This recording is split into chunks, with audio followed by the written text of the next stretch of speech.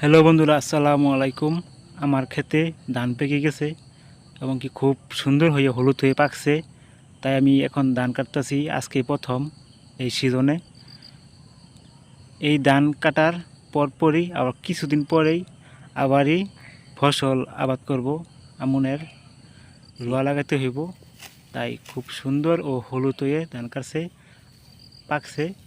আমার এই ক্ষেতে 6 থেকে 7 মণ ধান হয় প্রতি সিজনে। এবং কি আমার ক্ষেত্রে দান করেছি আমি 28 ধান। আপনারা হয়তো অনেকে 28 চাল খেয়ে থাকেন, কিনে কিনে খান অথবা ঘরের খান, যাই খান না কেন, কিন্তু 28 চালের ভাত খুব স্বাদ লাগে এবং কি খুব মজা লাগে, চিকন চাল হয়। সেই জন্য আমি 28 ধান করেছি। এই ধান কেটে আবারই 28 ধানে ভাত খাবো ইনশাআল্লাহ।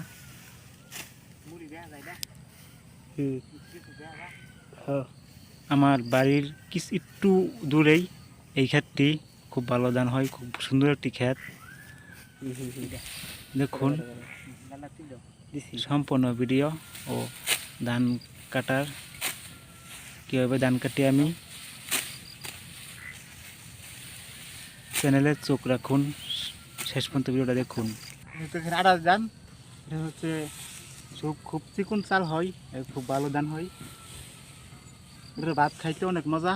এটা হলো আড়াস ধান, কীরকম সুন্দর হয়ে পাকছে এবং ধান আলহামদুলিল্লাহ ভালো হয়েছে, অনেক ধান ভালো হয়েছে।